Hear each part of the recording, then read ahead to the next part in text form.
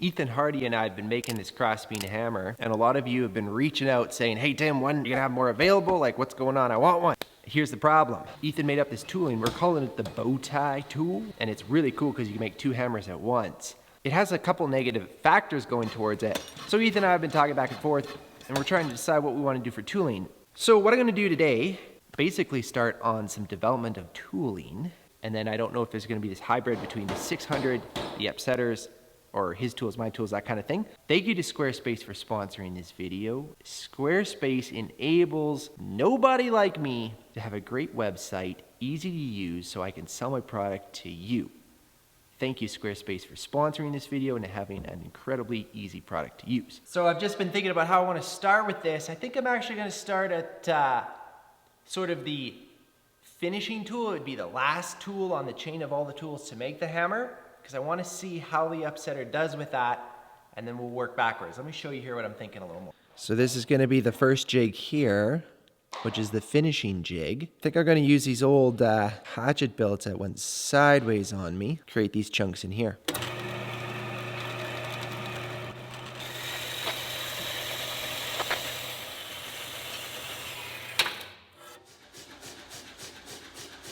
These blocks are they're not as crispy as I want. I'm just going to true them up a little bit under the power hammer here.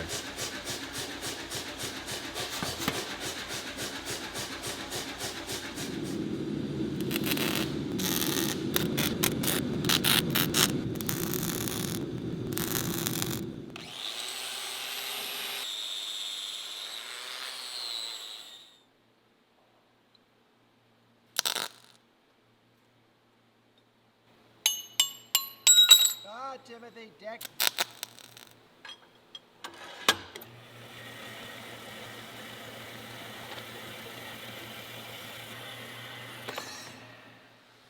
I got all the pieces here ready to go. I'm gonna weld them up.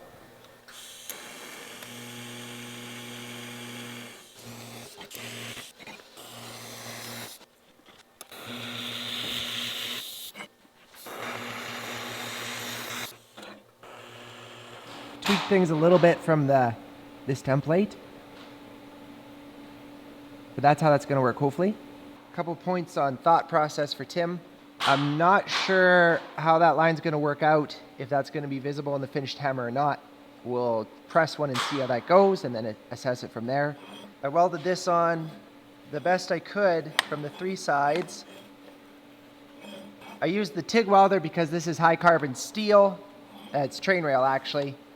And that usually welds stronger than a MIG welder because you can blend the materials together a little bit better. Hopefully that's strong enough. These do got to be pretty strong because this thing's going to be taking a lot of force. This is the top. It's simpler. And we're going to go put it in the upsetter now and see how this all settles in there. All right, let's get a hot piece of steel in there. The only thing is I got to kind of forge one into a hammer shape. All I have is this train rail here. We'll see how that works.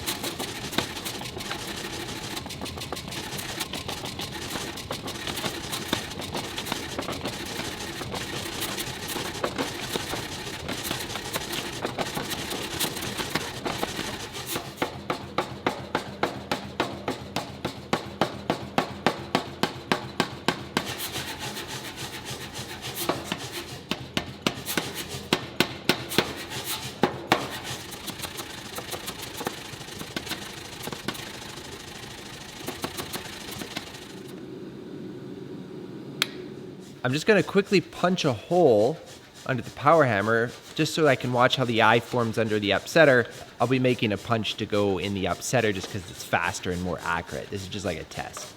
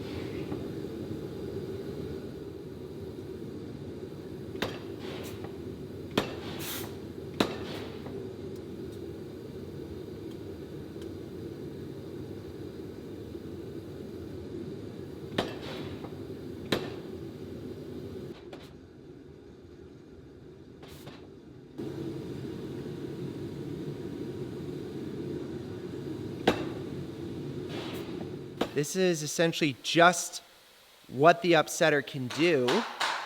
And it's not quite the height in this way, but it is touching the die fully, so it's like a 1/4 inch tall. We're just learning right now what the upsetter can do. I'm gonna go to the power hammer and bring this in, and then we'll go back to the upsetter and see how that all handles, just so we can further learn what pre-tools we need to do before we get to the upsetter.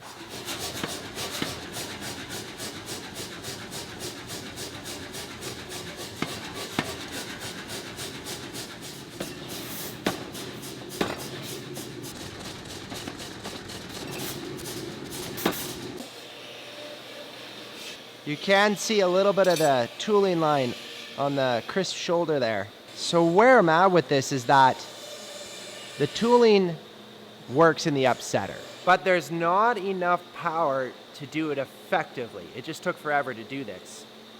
So I've got to decide what the pre-tooling looks like, probably do that in the power hammer, and then come to the upsetter for the very final finishing work.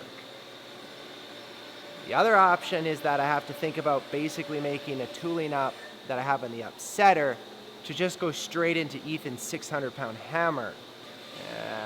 Yeah, that kind of tooling is like more for a press operation. I'm gonna think on it though. I'm not really sure what to do, so I'm just gonna try another block here and we'll see how it goes.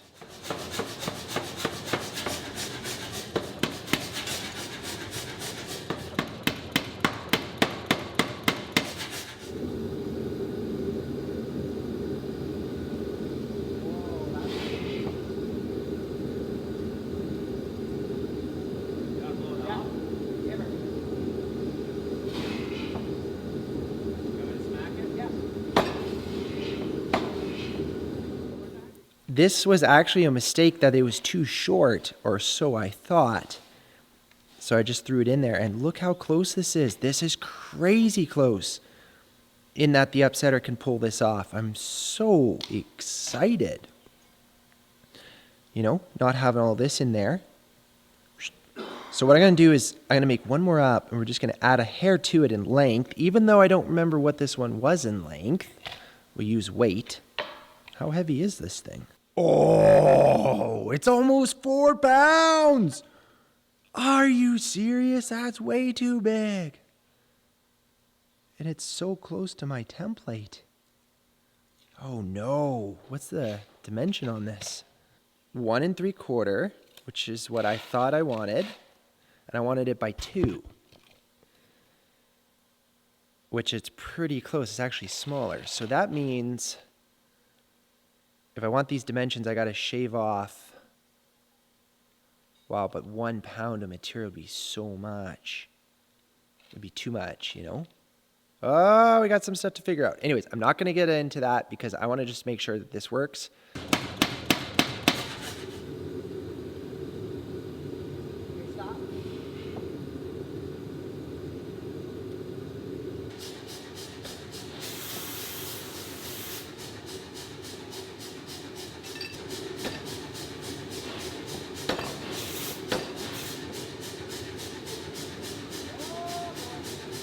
Broke the back off here.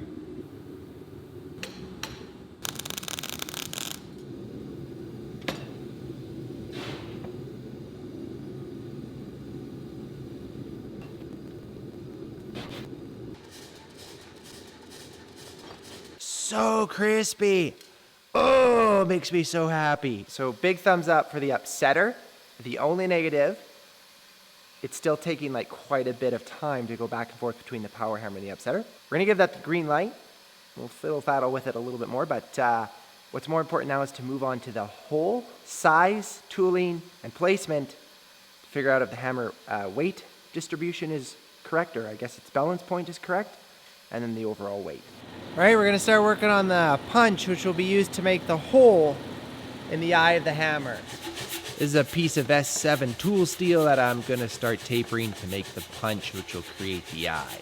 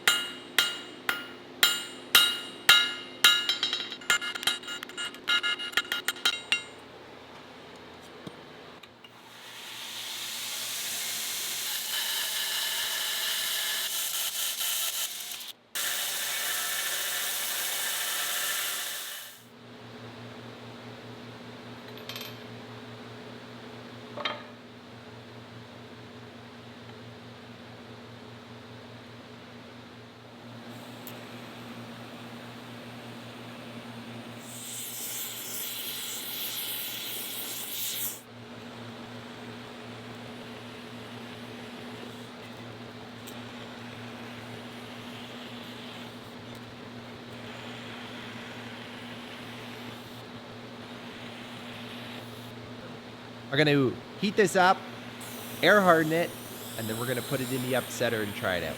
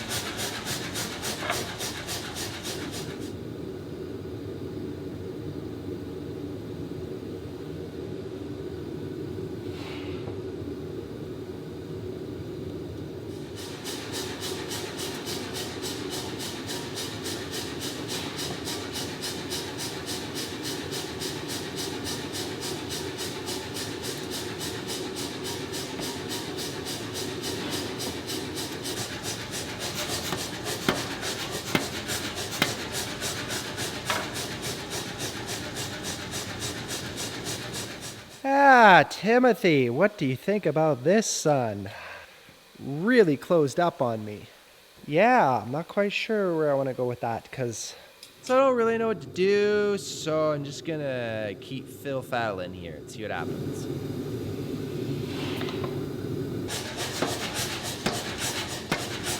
Like, obviously this hole is still not good, the eye, but it's a lot better than where we were at. I want to know, so I'm out of dimension in the sizes here that could possibly be fixed. But I want to actually just do a little bit of grinding here to see where this thing is for weight. And then I'm going to try just making up a final drift. And that's the tooling on this end, and then we'll see what I think about going to the 600 with this all. 3.39 pounds. I'm still heavy. Okay.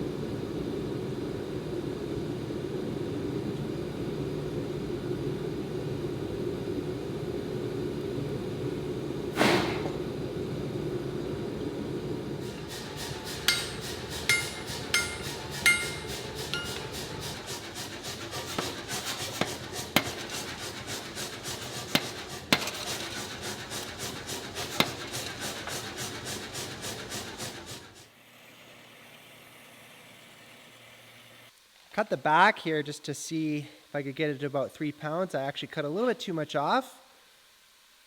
Pretty close though, that's 2.9 pounds. And the reason I'm going after this is I want to know where the balance point is so that on the next one I know where to put this eye if I need to change that a little bit. This line here is the center point of the eye. And I want the balance point either on that or just a little bit to the back. So this side is the heavy side. This right now is where the balance point is, and so it's front heavy.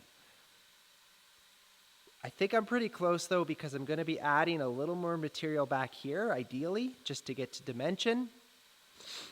But then I guess that's gonna get it heavier. And add a little, well, yeah, I don't know what I don't know. So what I'm gonna do is I'm gonna do one more.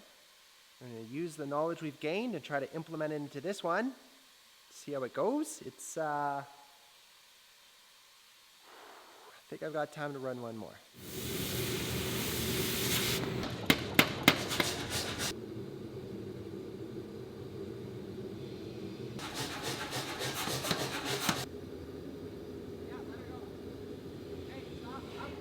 This is the hammer, and honestly, I'm actually really down about it all. And the reason is, I spent like 3 hours with this trying to get it to at least go where I wanted to.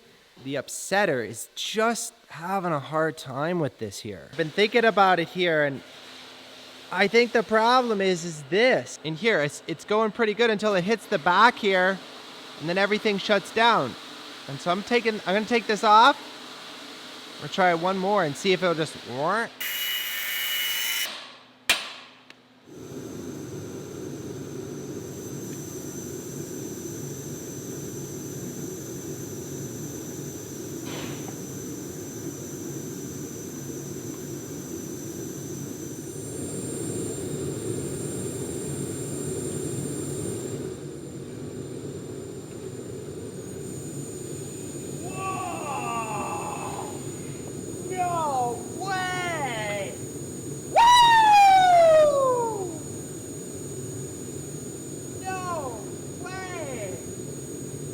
Oh man, I'm so excited. Oh guys, the upsetter is in the game. So the eye placement is not right. Yeah, I just kind of wung that and that wasn't right. But hey, I'm gonna keep going with this, just flatten it down in the power hammer and just see a little bit more how it goes. But, oh, I'm so excited.